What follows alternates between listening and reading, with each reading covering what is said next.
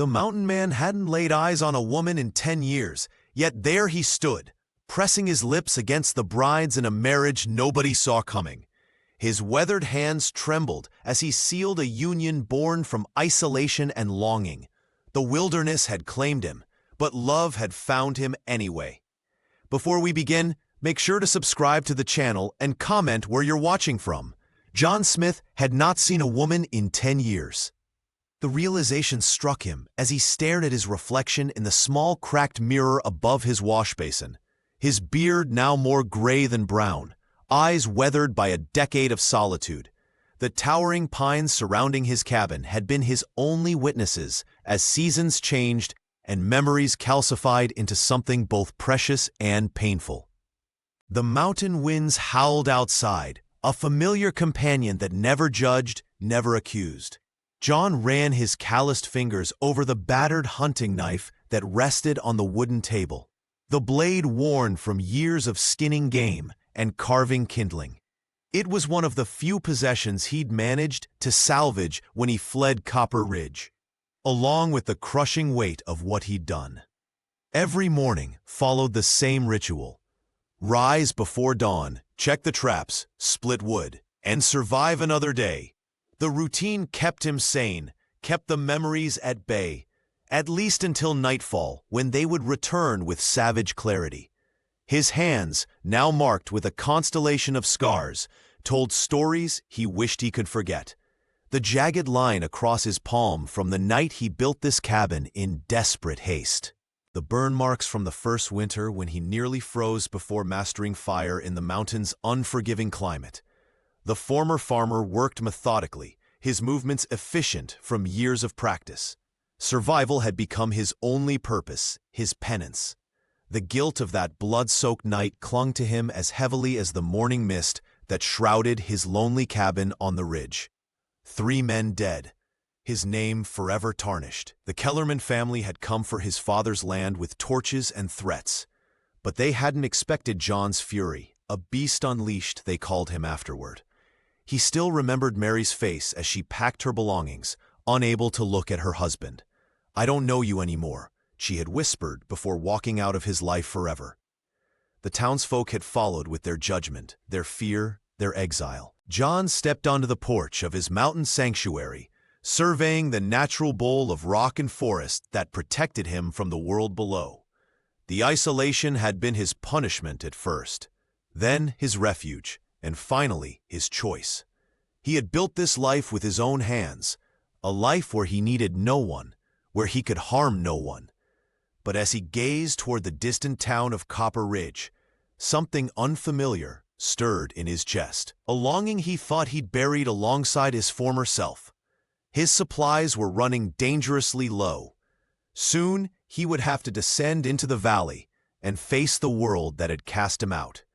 John Smith had once been a name spoken with respect in Copper Ridge.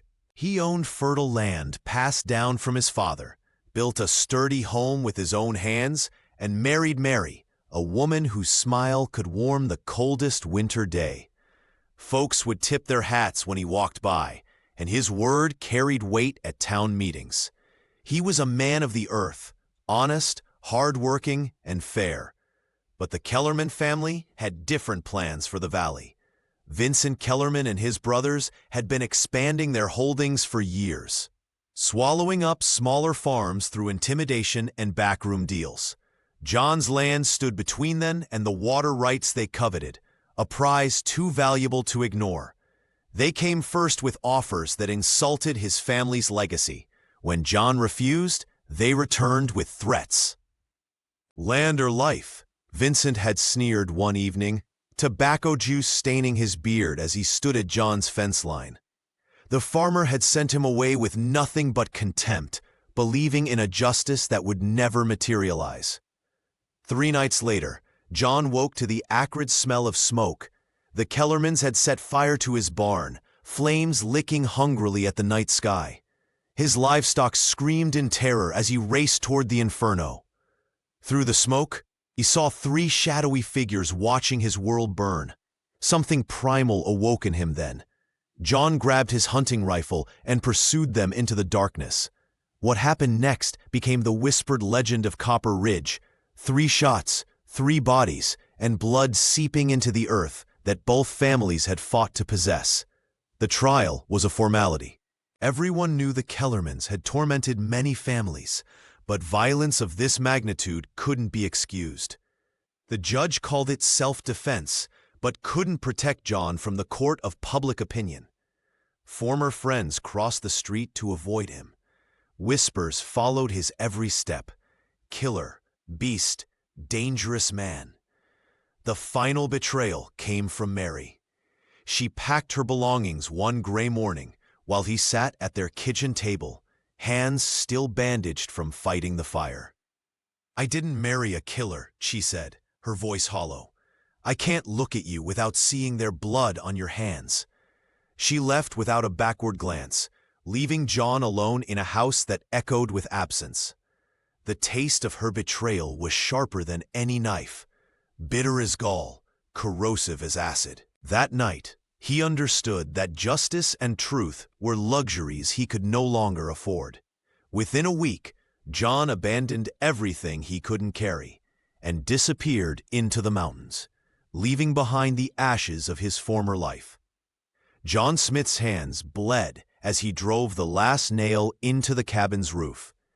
10 years had passed since the night he fled Copper Ridge, leaving behind the charred remains of his family's farm and the whispers that branded him a murderer. The memory of Mary's face, cold with disgust as she packed her bags, still haunted him in the quiet hours before dawn.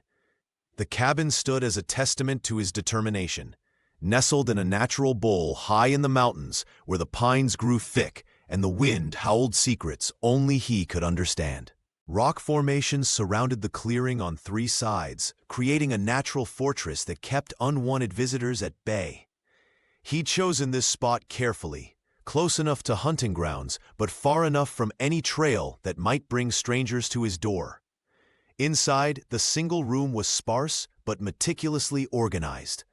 His hunting knife, the same one that had drawn Kellerman blood, hung beside the door, always within reach. The fireplace he'd built stone by stone dominated one wall, its warmth the only comfort on bitter winter nights when memories threatened to overwhelm him. Spring brought wildflowers and the rebirth of the forest. Summer meant long days of hunting, fishing, and preserving food for the harsh months ahead.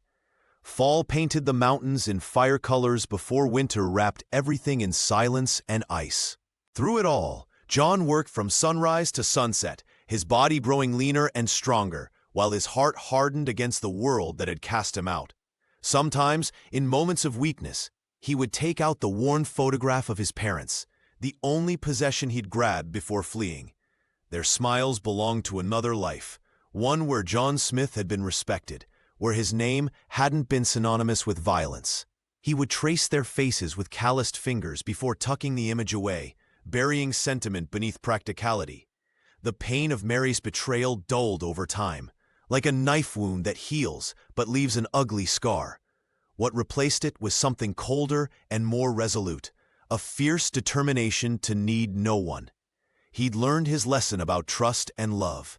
Both were luxuries that left a man vulnerable, and vulnerability was something he could no longer afford. As the seasons cycled through their endless dance, John's exile became a kind of freedom. In the silence of the mountains, he answered to no one. The wilderness didn't judge his past or question his worth. It simply demanded respect and rewarded vigilance with survival, a bargain far more honest than any he'd struck with people. John Smith had managed to stretch his supplies for as long as possible, but even a man who lived off the land couldn't produce everything he needed. After 10 years of isolation, his salt had dwindled to nothing. His ammunition was running dangerously low, and the coffee, his one remaining luxury, had finally run out. The mountain man stared at his reflection in the small, cracked mirror. His beard, wild and untamed, framed a face weathered by years of solitude and harsh elements. With reluctant hands, he trimmed it back just enough to look less feral. No sense in frightening children, he thought grimly. The journey down from his sanctuary felt like walking into enemy territory. Each step toward Copper Ridge tightened the knot in his stomach. The last time he'd walked these streets, neighbors who once greeted him warmly had turned their backs, their eyes full of judgment and fear.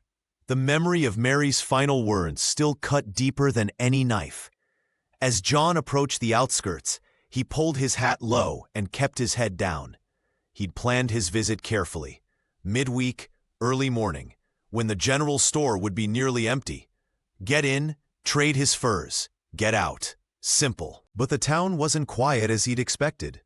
A crowd had gathered outside the white-steepled church, their excited chatter carrying on the wind.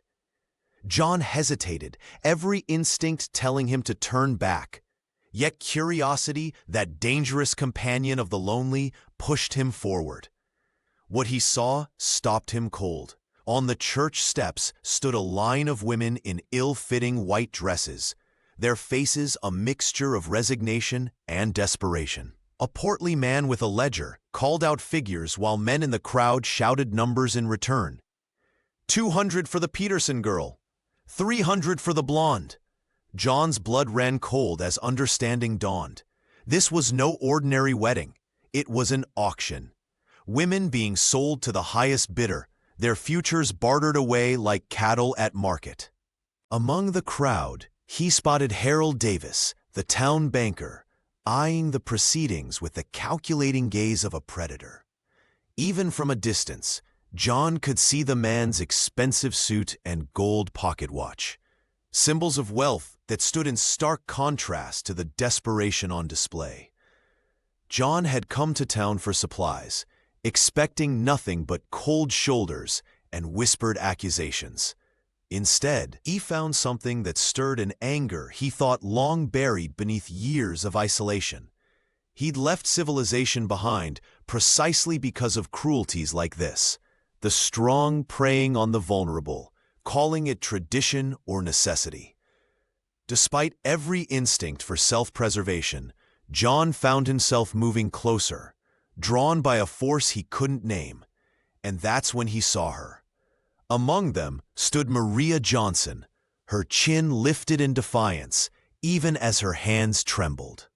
The sunlight filtering through the stained glass windows caught the worn edges of her faded white dress, borrowed, like the small wildflower bouquet clutched in her pale fingers. She wasn't a bride by choice. She was merchandise being sold to settle a debt. Maria scanned the faces of townsfolk she'd known all her life. Some averted their eyes in shame. Others watched with morbid fascination. Not one stepped forward to help the daughter of Thomas Johnson, a man who'd once been respected in Copper Ridge before debt consumed him. Her father had died 6 months ago, leaving nothing but unpaid loans and a daughter with few options in a world that offered women little mercy. $500, called out a voice from the back. A miner with tobacco-stained teeth grinned at her. Maria fought the bile rising in her throat. 600, countered another. She fixed her gaze on the wooden cross hanging above the altar, refusing to acknowledge the men bidding on her future. This auction was legal. The contract her father had signed in desperation made that clear, but nothing could make it right. At the altar stood Harold Davis, the banker whose loans had crushed her father. His expensive suit and polished shoes marked him as different from the rough men of Copper Ridge. Though nearly 60, Davis carried himself with the confidence of a man accustomed to getting what he wanted. His thin lips curved into a self-satisfied smile as he watched the proceedings, occasionally running a finger along his silver-streaked mustache. 850, he announced, silencing the room. The banker's eyes traveled over Maria with the same calculating assessment he might give a piece of property. I believe that settles the matter. No one dared outbid him. Harold Davis owned half the businesses in town and held mortgages on most of the rest. Crossing him meant financial ruin. The preacher shifted uncomfortably. If there are no other bids, Maria closed her eyes. She thought of her father's grave on the hillside. of the small house she'd grown up in, now owned by the bank, and of the life that awaited her as Davis's wife. The banker had made his intentions clear weeks ago. He would forgive all debts in exchange for a young bride to warm his bed and manage his household. "Going once," the preacher called, his voice echoing in the silent church. Maria's hands had stopped trembling. There was no point in fear now. Whatever came next, she would endure it. She had her father's stubborn pride, if nothing else. Going twice. John Smith had intended to turn away. This wasn't his fight, wasn't his business. For 10 years, he had trained himself to ignore the suffering of others, to focus only on his own survival. The townsfolk of Copper Ridge had made it clear long ago that he was unwelcome, a beast to be feared rather than a man to be helped. But as he watched Maria Johnson standing there in her faded white dress, something shifted inside him. The young woman's eyes reflected a defiance that struck a chord deep within his scarred soul. Her hands trembled slightly, but her chin remained high as Harold Davis smirked from the altar, his aging face twisted with the satisfaction of a predator about to claim its prey. The banker's voice rang out across the church, announcing his final bid, a pittance that would barely cover her father's supposed debts. The silence that followed was deafening, a collective breath held by the entire town as they witnessed this travesty of justice disguised as tradition. In that moment of stillness, John felt something inside him snap. 10 years of isolation, 10 years of burying his humanity beneath layers of survival and bitterness, crumbled away. Before he could reconsider, his boots were thundering down the wooden aisle, each step echoing through the stunned congregation. "I haven't seen a woman in 10 years, he declared, his voice rough from disuse, but carrying to every corner of the church. The crowd gasped collectively. Women clutched their pearls, while men reached instinctively for weapons they weren't carrying. The infamous mountain man, the exile, the murderer, as they called him, was suddenly standing before the altar, his tall frame casting a shadow over Maria and the proceedings. Without hesitation, he took her face between his calloused hands. Their eyes met briefly, hers wide with surprise, his dark with determination. Then John leaned forward and kissed her, a kiss born of desperation and loneliness, but also of something he had thought long dead, hope. Maria stiffened momentarily before yielding to the unexpected gesture. Perhaps she recognized a fellow survivor, or perhaps she simply saw an escape from Davis's clutches. Whatever the reason, she didn't pull away. When they parted, the church erupted in scandalized whispers. The banker's face had turned an alarming shade of purple, his plans for acquiring both Maria and her late father's remaining assets suddenly threatened by this wild intruder from the mountains. John kept his eyes fixed on Maria's face, searching for fear or regret. Instead, he found something that mirrored his own desperate gamble, a willingness to risk everything for a chance at freedom. The church erupted into chaos. Women gasped, men shouted, and Harold Davis's face contorted with rage as he pushed through the crowd toward John Smith and Maria Johnson. The banker's expensive suit seemed to tighten around his frame as he swelled with indignation. "This is preposterous! The girl has debts to settle!" Harold bellowed, his voice echoing off the church's wooden beams. His eyes, cold and calculating, darted between Maria and the mountain man who had dared to interfere. John stood unmoved, his weathered face revealing nothing as he reached into his coat.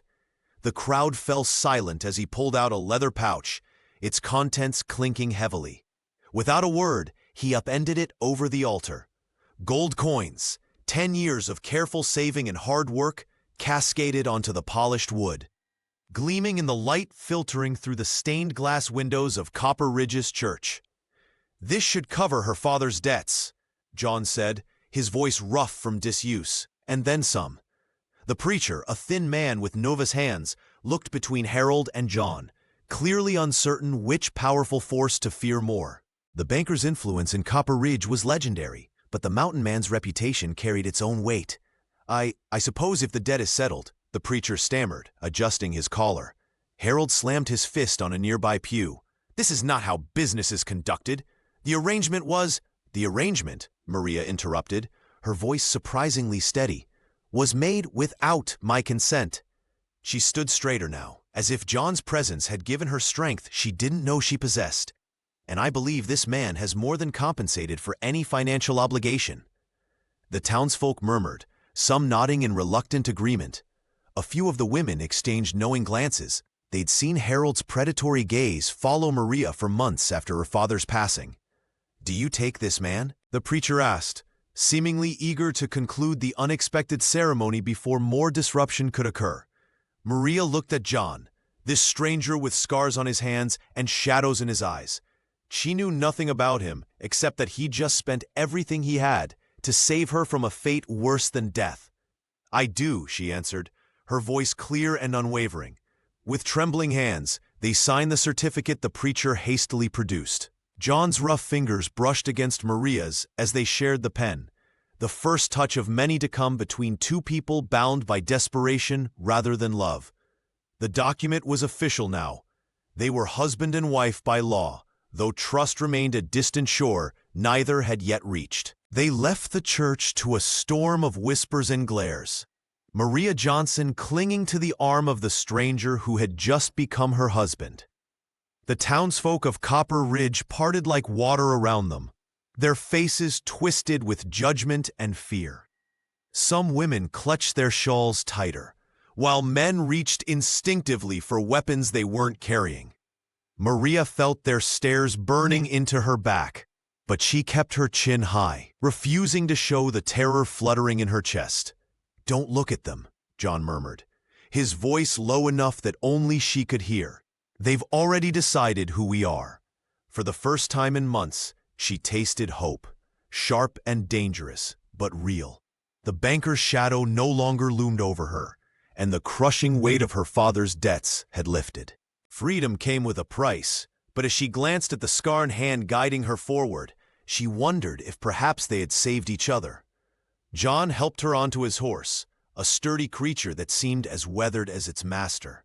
She settled awkwardly on the saddle, her wedding dress, borrowed and ill-fitting, bunching uncomfortably beneath her. He mounted behind her, his chest warm against her back as he reached around to take the reins. "It's a long ride," he warned. "The path gets steep." As they rode out of Copper Ridge, Maria watched the only world she'd ever known grow smaller behind them. The church spire disappeared first, then the rooftops, until only dust marked their passage. The mountains rose before them, imposing and mysterious, their peaks disappearing into clouds that promised rain before nightfall. John remained silent for most of the journey, speaking only to point out hazards or to ask if she needed rest.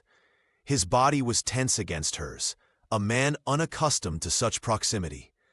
When the trail narrowed dangerously, his arm tightened protectively around her waist. As they climbed higher, the air grew thin and cold. Maria shivered in her flimsy dress, and without comment, John stopped to drape his coat over her shoulders. The gesture, small but considerate, made her throat tighten with unexpected emotion. As they rode into the mountains, away from everything she'd ever known, John wondered if he could ever be worthy of the faith she'd placed in him with a single desperate decision. This woman, this stranger, had entrusted her life to him rather than surrender to Harold Davis.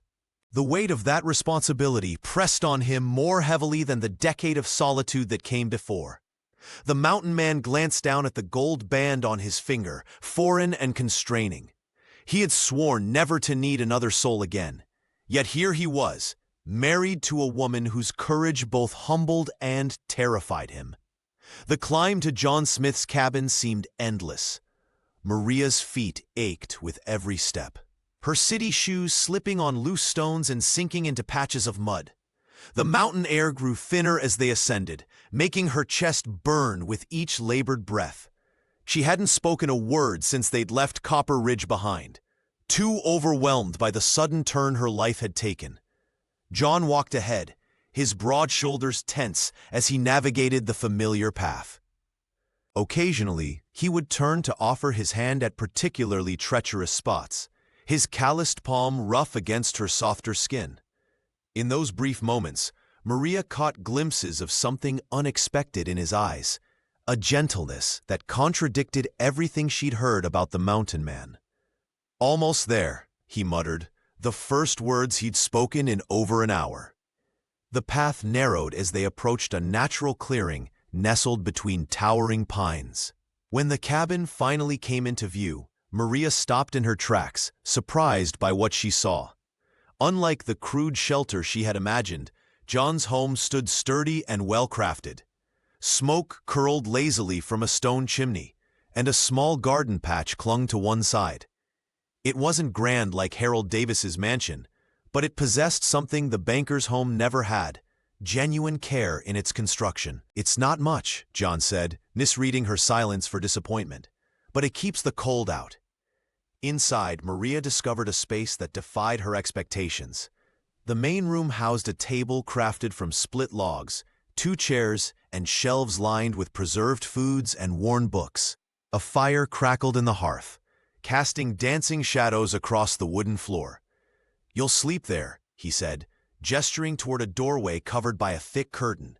"It has a lock." Maria stepped into the small bedroom, finding a neatly made bed with a patchwork quilt and a window that looked out over the valley below. The door indeed had a sturdy bolt, one that locked from the inside. "Thank you," she whispered, suddenly aware of the enormity of what this stranger had done for her. Not just the rescue from Harold, but this, the gift of safety and dignity when she had expected neither. That night, as darkness settled over the mountain, Maria listened to John moving about in the main room. The floorboards creaked as he arranged blankets near the hearth, keeping the fire stoked against the mountain chill. She slid the bolt into place, not out of fear of the man who had saved her, but because it was the first choice she'd been allowed to make in months. Behind this locked door, in this unexpected sanctuary, Maria Johnson closed her eyes and slept without fear, for the first time since her father's death. That night, the cabin creaked with unfamiliar sounds. Maria Johnson pulled the rough woolen blanket tighter around her shoulders as she lay on the narrow bed. The locked door between her and the stranger who was now her husband offered little comfort against the storm of emotions within her. The crackling fire sent shadows dancing across the wooden walls, while the scent of pine and smoke filled her nostrils. Sleep refused to come. Her mind raced between terror and relief. She was safe from Harold Davis, the banker whose cold eyes had followed her for months after her father's death. The debt that had nearly sold her into a loveless marriage was paid, but at what cost? She was now bound to John Smith, a man whose name was whispered with fear in Copper Ridge. Maria traced the grain of the wooden ceiling with her eyes. The cabin, though simple, showed care in its construction: solid walls against the mountain winds, shelves lined with preserved foods, a small collection of worn books. Not the home of a monster, but of a man who had learned to survive alone. Outside in the main room, John sat before the dying embers, listening. The soft sounds of breathing from the bedroom were foreign to him after 10 years of solitude. He ran his scarred hands over his face, wondering what madness had possessed him to bring her here. The mountain was no place for a city woman, and he was no fit husband for anyone. Yet something in her defiant stance at the church had awakened something long dormant within him. When he'd seen the banker's smug face, memories of his own losses had surged forth. The Kellerman family taking his land, Mary walking away, the town turning against him. John added another log to the fire, watching sparks rise. Could hands that had known violence still offer tenderness? The woman behind that door deserved better than a broken man with blood on his conscience. But he had made a vow, and on these mountains, a man's word was sometimes all he had left. Maria turned on her side, eyes fixed on the door. Beyond it was a stranger who had saved her with a desperate kiss and a pouch of gold coins. A man the world called dangerous, yet who had given her his bed and slept by the fire. Tomorrow would bring new challenges, learning to live together, to trust each other. For tonight, though, it was enough that they were both awake, separated by a wooden door, wondering if they had found sanctuary or made the greatest mistake of their lives. The rhythmic thud of John's axe against wood roused Maria from her restless sleep. Dawn had barely broken over the mountains, painting the cabin in hues of amber and gold. She wrapped herself in the worn quilt and moved to the window, watching as John Smith's powerful frame bent and straightened with each swing. There was something comforting about the steady cadence, a promise of warmth and security she hadn't expected to find in this strange new life. When she finally emerged from the cabin, the mountain air bit at her cheeks. John nodded in acknowledgement, his face softening momentarily before he returned to his task. Maria busied herself with the morning fire, mimicking what she had observed him doing the previous days. "Coffee's bitter," he warned as he poured the dark liquid into 2 chipped mugs. "Nothing like what you'd get in town."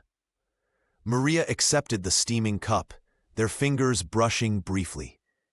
"I'll manage," she replied, surprising herself with a small smile. They sat in companionable silence, steam rising between them. Then, without ceremony, John reached into his pack and withdrew a leather-bound book, its edges frayed and pages yellowed with age. "My mother's," he explained, his voice rough with disuse. "Recipes mostly. Some remedies for mountain ailments. Might help you adjust." Maria's hands trembled as she accepted the offering. This wasn't just a book. It was a piece of his past, something he had carried through exile and solitude. She opened it carefully, finding pages filled with neat handwriting, occasional stains marking well-used recipes. "Your mother taught you to cook?" she asked, running her fingers over a recipe for venison stew. The mountain man nodded, his eyes distant. "After she died, these pages were all I had left of her. Got me through some hard winters." Maria understood then what this gift truly meant. In this harsh environment, knowledge meant survival. John wasn't just offering her a book, he was offering her independence, a way to exist in this unfamiliar world without constant dependence on him. "Thank you," she whispered, clutching the book to her chest.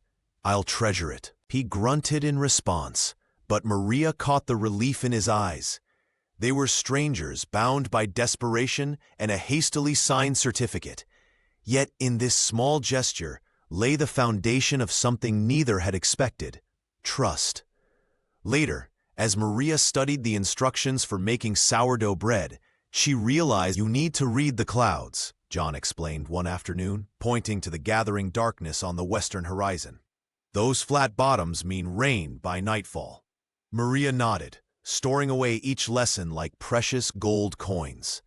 Her city upbringing had left her unprepared for mountain life, but her determination never wavered. The cooking lessons proved more challenging. Maria's first attempt at biscuits turned into charred rocks that even the wildlife wouldn't touch. The second time, she filled the entire cabin with acrid smoke, sending them both stumbling outside, coughing and laughing. John surprised himself by joining in her laughter, a sound he hadn't made in years. "My father would never believe this," Maria said, wiping tears of mirth from her eyes. "His daughter burning down a mountain cabin with biscuits." John's expression softened. "You're doing fine. Took me months to get it right when I first came here." Days blended into weeks as they fell into a rhythm. John would hunt at dawn, returning to find Maria had swept the cabin or gathered berries. He taught her to hold his hunting knife properly, to identify edible plants, to listen for approaching footsteps in the forest. "If trouble comes," he instructed, demonstrating a defensive stance, "you need to be ready." Maria nodded, her face serious as she practiced the movements. The banker's threats remained an unspoken shadow between them. In the evenings they sat by the fire, the silence no longer awkward but comfortable. Sometimes Maria would hum softly, songs from her childhood that made John close his eyes and remember a different life. Other times, she'd ask questions about the mountain and he'd share knowledge accumulated through 10 lonely years. Their hands occasionally brushed while passing a cup or mending clothes, and neither pulled away as quickly as before. The partnership that began from desperate necessity evolved into something built on mutual respect. John found himself watching Maria as she worked, noticing the determination in her eyes, the gentle curve of her smile when she mastered a new skill. One night, as Maria fell asleep by the fire, John carefully carried her to the bed, his touch gentle as he placed a blanket over her. Standing in the doorway, watching her peaceful breathing, he realized something had shifted between them, something fragile and unexpected, growing like the first green shoots after winter's long darkness. The peace they had built crumbled one afternoon when John Smith returned from checking his traps. His face was ashen as he handed Maria a crumpled paper. Her heart sank as she stared at the crude likeness of herself sketched in charcoal, the word "kidnapped" emblazoned above her portrait. Beside it was John's weathered face, labeled fugitive and dangerous. "Harold Davis," Maria whispered, her fingers trembling against the paper. The banker had twisted their story, painting John as an outlaw who had stolen her away against her will. The reward for information was substantial, enough to tempt any desperate soul in these harsh mountains. "He won't stop until he has you back," John said, his voice low and controlled, despite the fury in his eyes. "Or until I'm hanging from a tree." Maria watched as he paced the cabin, his broad shoulders tense beneath his worn shirt. For a moment, she saw the man the townspeople feared, the one who had killed to protect what was his. But when he turned to her, his gaze softened. "We should run," she suggested, already mentally cataloging what they could carry. John shook his head. "No, running means we're guilty. This is our home."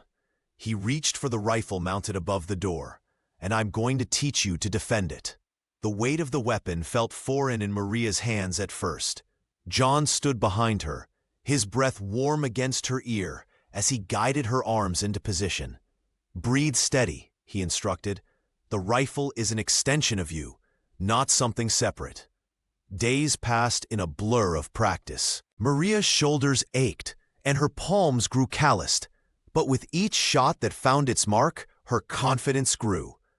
John nodded with approval as she hit target after target. Cans, then branches, then smaller marks at greater distances. "You're a natural," he told her one evening as they cleaned their weapons by the fire. "Better than I was when my father taught me." Maria smiled, a warmth spreading through her chest that had nothing to do with the flames. "I never thought I could do this," she admitted. "Before you, I was just the debtor's daughter, waiting for someone else to decide my fate." John reached across the table, his scarred hand covering hers. "You were always more than that. Davis knew it. That's why he's so desperate to control you." That night, as they prepared for bed, Maria caught John watching the tree line, his jaw set with determination. The wanted poster lay on the table between them, a reminder that their sanctuary was threatened. "I'm not afraid," she told him, surprising herself with the truth of it. "Whatever comes, we face it together." John's eyes met hers, filled with something that made her breath catch. "Together," he agreed. And in that moment, Maria knew that what had begun as an escape had become something worth fighting for. The dust cloud was visible from the ridge long before the riders themselves. John Smith tensed as he spotted the glint of badges through his spyglass. 3 lawmen, sent by Harold Davis no doubt, were making their way up the narrow mountain pass that led to their cabin. "They're coming," John said, his voice tight with tension as he handed Maria the rifle. She took it without hesitation, her fingers wrapping around the wooden stock with newfound confidence. The weight of the weapon felt familiar now, after weeks of practice. "Remember what I taught you," he whispered, checking his own firearm. "Aim steady, breathe out slow." Maria nodded, surprising herself with her own calmness. Just months ago, she had been trembling at the banker's auction block. Now she stood ready to defend her freedom alongside the mountain man who had become her husband. They positioned themselves strategically near the tree line, where the path narrowed before opening to their homestead. John's face was grim, weathered features set in determination. The scars on his hands seemed to stand out more prominently as he gripped his rifle. The deputies slowed their horses as they approached, clearly wary of the reputation that preceded John. The lead officer, a square-jawed man with a thick mustache, raised his hand in a cautious greeting. "We've come for Maria Johnson," he called out. "The banker's filed kidnapping charges. Says she was taken against her will." John remained silent, his eyes never leaving the lawman. It was Maria who stepped forward, rifle held confidently across her chest. "My name is Mrs. Smith now," she declared, her voice carrying clearly across the distance between them. "And I'm exactly where I choose to be." The deputy frowned, clearly not expecting this response from a supposedly frightened captive. "Ma'am, if you're being forced to say that—" "The only person who ever forced me to do anything was Harold Davis," Maria interrupted. "I have a marriage certificate and witnesses from the church. My husband paid my father's debts in full view of the town." The lawmen exchanged uncertain glances. This wasn't the scenario they'd been prepared for. "We can come back with more men," one of them threatened half-heartedly. John finally spoke, his voice low and dangerous. "You could. But ask yourselves if Davis's lies are worth dying for." After a tense silence, the lead deputy nodded curtly. They turned their horses around, but the warning in their eyes was clear. This wasn't over. As the dust from their departure settled, Maria lowered her weapon, suddenly aware of her racing heart. The threat had receded like storm clouds passing overhead, but they both knew darker weather was coming. "They'll be back," John said quietly. Maria reached for his hand. "And we'll be ready." In that moment, she realized she was no longer a victim or a debtor's daughter.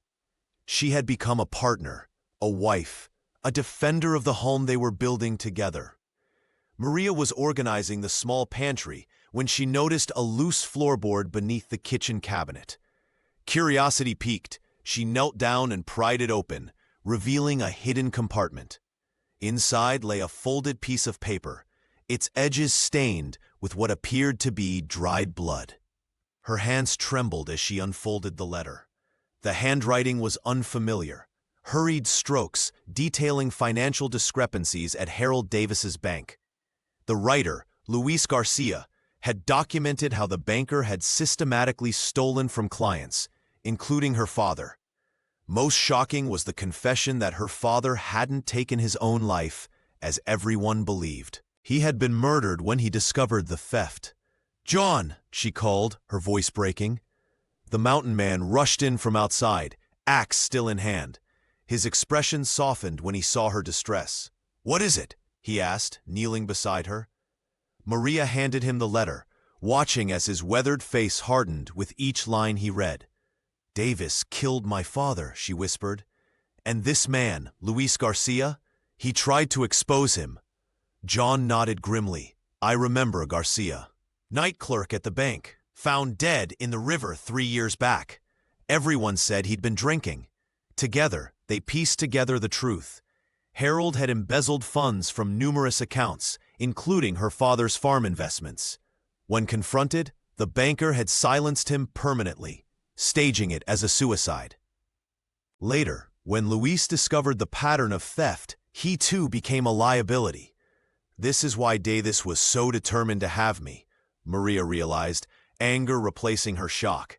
"He needed to control the last person who might question my father's death." John paced the small cabin, his mind racing. "Garcia must have hidden this here years ago. He knew I was isolated enough to be safe." "But why didn't he come to you directly?" she asked. "Few would risk being seen with the town monster," he replied, his voice tinged with old bitterness.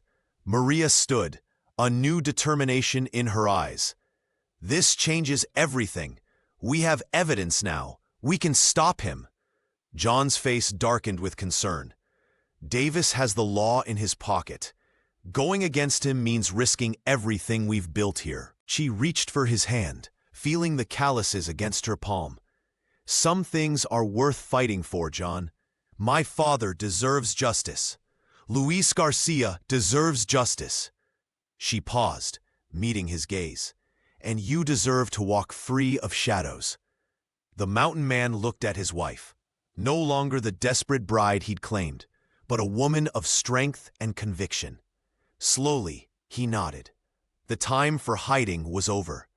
Maria clutched the blood-stained letter in her trembling hands, her eyes scanning the damning words for the 20th time. The evidence against Harold Davis was irrefutable. His own handwriting confessing to Luis Garcia's murder and the systematic theft that had driven her father to ruin. She folded the paper carefully and tucked it into the inner pocket of her coat, close to her heart.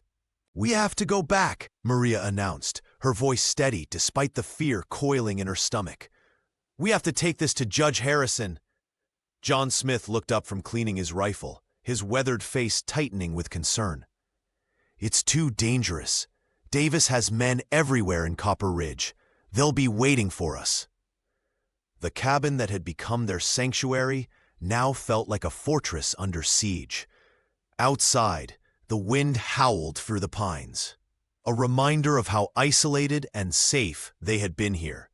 "And if we stay," Maria challenged, crossing the room to stand before him, "we'll spend our lives looking over our shoulders, waiting for the next wanted poster or the next lawman to come calling."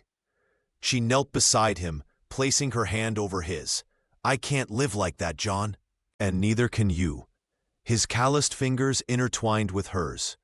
The mountain man who had once terrified her now looked at her with eyes full of worry, not for himself, but for her. "Davis won't stop until one of us is dead," he said quietly. "You know that." Maria nodded. "Which is why we have to stop him first. With this evidence, Judge Harrison can bring him to justice." John rose and walked to the window, staring out at the darkening sky. 10 years of solitude had taught him to trust no one, to expect the worst from people. But Maria had changed everything. "Some things are worth fighting for," she said, coming to stand beside him. He turned to her, seeing not the frightened woman from the church steps, but a partner who matched his strength with her own quiet courage. "Then we prepare," he finally agreed. "But we do this together, my way." Through the night, they worked side by side, checking ammunition, planning routes, preparing for every contingency. John taught Maria the secret paths into town, while she memorized the details of the evidence, ready to testify if needed. By dawn, they were no longer a desperate bride and her reclusive savior. They had become equals, united by purpose and the unspoken feelings that had grown between them. As they saddled their horses, John reached for Maria's hand one last time before they descended toward Copper Ridge. "Ready?" he asked. Maria Johnson Smith nodded, her eyes clear and determined. "Ready." The journey back to Copper Ridge felt like entering enemy territory. Maria Johnson clutched the blood-stained letter in her pocket as their horses descended the mountain path.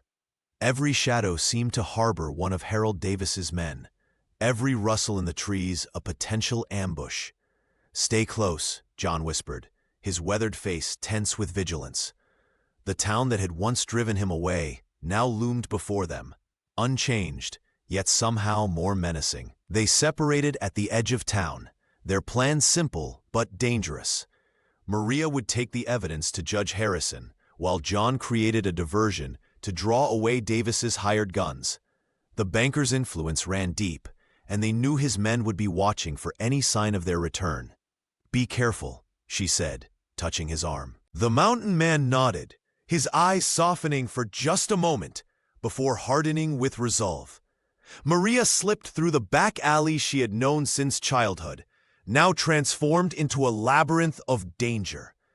When she spotted 2 armed men patrolling near the courthouse, she ducked into the entrance of the abandoned mine tunnels that ran beneath the town.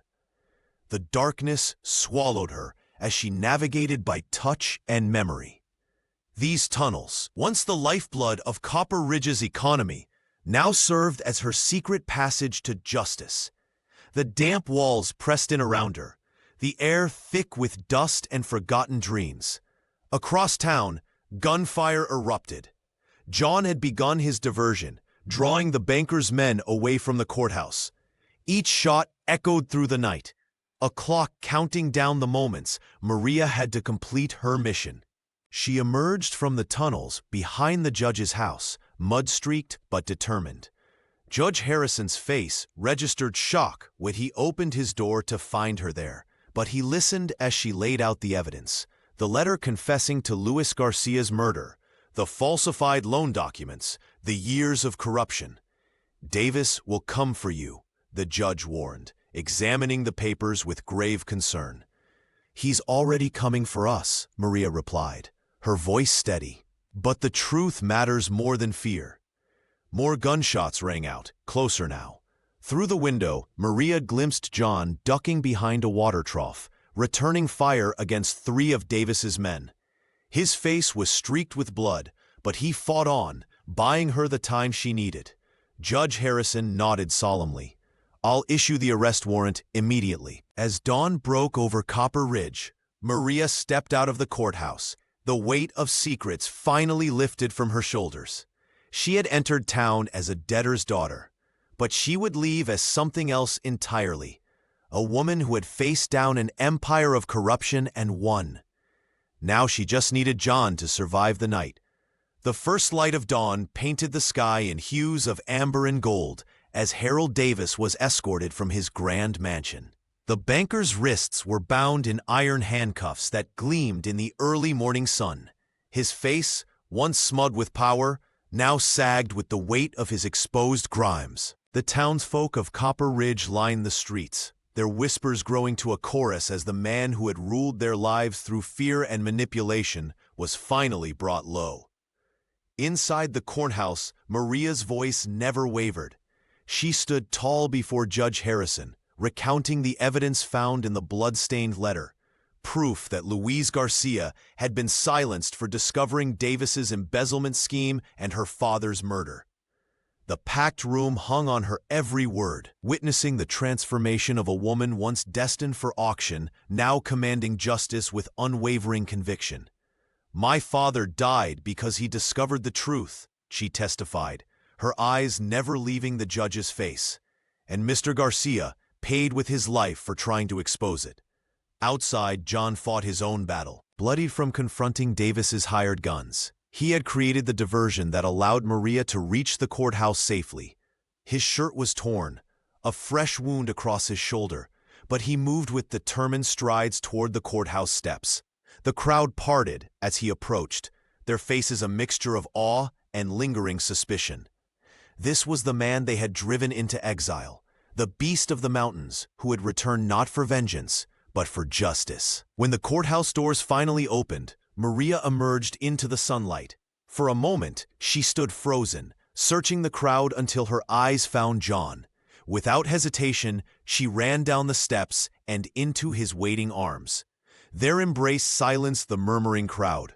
The mountain man held her as if she were made of precious gold, his calloused hands gentle against her back. Maria pressed her face against his chest, feeling his heartbeat, strong and steady despite the night's dangers. "It's over," she whispered. John nodded, his throat too tight for words. 10 years of solitude and shame seemed to lift from his shoulders as he held her. The townsfolk watched in stunned silence as the couple stood united. No longer was he just the violent exile, or she merely a debtor's daughter. Together, they had faced down the true monster of Copper Ridge and emerged victorious. As they walked hand in hand through the parting crowd, heads held high, their steps were lighter than they had been in years. They had won more than justice that day. They had reclaimed their stories from those who had tried to write their endings. The ghosts that had haunted them both, betrayal, loss, and fear, seemed to fade in the bright light of a new beginning. With victory at the courthouse still fresh, John Smith and Maria knew their journey wasn't complete. The road back to their mountain sanctuary wound through Kellerman land, territory owned by the family whose blood feud with John had started everything 10 years ago. "They'll be waiting," John warned, as they mounted their horses. "Vincent never forgives." Maria squeezed his hand. Then we face him together. Sure enough, as they approached the narrow pass that led home, 6 riders appeared on the ridge. Vincent Kellerman sat tall in the saddle, his weathered face a mask of hatred. 3 of his brothers flanked him, along with 2 hired guns. "That's far enough, Smith," Vincent called, his voice carrying across the valley. "You took 3 of my kin. Today I settle that debt." John dismounted slowly, positioning himself between the guns and Maria. His hand hovered near his weapon, but his eyes showed a weariness that transcended fear. "We've all lost enough," he replied. "Your family came from my father's land with torches. What happened after wasn't justice, but it wasn't murder either." Vincent spat on the ground. "Tell that to my brother's widows." Maria slid from her horse then, ignoring John's attempt to keep her back. She walked forward, her steps deliberate, until she stood directly in Vincent's path. "Mr. Kellerman," she said, her voice clear and strong despite her racing heart, "I know what hatred does to a person. It hollows you out until there's nothing left but the shell of who you were." The oldest Kellerman brother narrowed his eyes, but didn't interrupt. "Your family and my husband have been locked in this dance of revenge for a decade," Maria continued. "Will another death bring your brothers back? Will more bloodshed heal what's broken?" She extended her hand, a gesture so unexpected that Vincent flinched. "I'm asking for peace," she said, "not because John deserves your forgiveness, or because you owe us passage. I'm asking because we all deserve the chance to build something better than our worst mistakes." For one breathless moment, the mountain air hung still between them. Then, with a reluctance born of years of nursed hatred, Vincent Kellerman reached down and briefly clasped Maria's offered hand. "This changes nothing between us, Smith," he said gruffly. "But the woman has courage. Take your wife home." With a gesture to his men, Vincent turned his horse aside, clearing the path. As John and Maria rode toward home, the weight of a decade-old burden lifted from their shoulders. Not with gunfire or more bloodshed, but with words that broke a cycle of violence neither man had known how to end alone. 1 year later, Maria stood on the porch of their mountain home, her fingers tracing the smooth wood of the cradle beside her. The first light of dawn painted the sky in hues of amber and gold, casting a warm glow across her face. The same mountains that had once seemed so forbidding now embraced their cabin like protective arms, standing sentinel over the life she and John Smith had built together. John emerged from inside, carrying 2 steaming mugs of coffee. The mountain man moved with a quiet confidence that had replaced his former wariness. The scars on his hands remained, permanent reminders of his past, but they no longer defined him. He placed the mugs on the railing and wrapped his arms around his wife, breathing in the scent of her hair as they watched the sun climb higher. "Do you ever regret it?" he asked, his voice low against her ear. "That day in the church?" Maria turned in his embrace, meeting his gaze with the same determination that had first caught his attention. "Not for a single moment," she answered, reaching up to trace the line of his jaw. The woman who had once trembled before Harold Davis now stood tall and sure, as much at home in these mountains as the pines themselves. From the cradle came a soft, insistent cry. Their daughter, barely 3 months old, announced her hunger with tiny fists raised against the morning air. Maria lifted the infant with practiced hands, cradling her close as John watched with wonder still fresh in his eyes. They had named her Hope, a testament to what had saved them both. In her face, John could see echoes of a future he had never dared imagine during his decade of solitude. The cabin that had once housed only his ghosts now rang with laughter and whispered lullabies. Word had reached them that Vincent Kellerman had married last spring, the old feud finally buried beneath new beginnings. Even in Copper Ridge, time had softened the edges of their story. Judge Harrison had ensured that the truth about Luis Garcia's death remained part of the public record. Harold Davis, serving his sentence far from the town he had once controlled. Their journey had begun in the most unlikely of circumstances: a desperate auction, a mountain exile, and 4 words that changed everything. I haven't seen a woman in 10 years. What started as an escape had transformed into something neither could have predicted. A partnership forged in adversity, tempered by trust, and ultimately sealed by love. As the sun cleared the eastern ridge, bathing their sanctuary in golden light, John and Maria Smith stood together, no longer the beast and the debtor's daughter, but simply a family who had found, against all odds, that even the loneliest hearts could build a home where hope and happiness grew stronger with each passing day.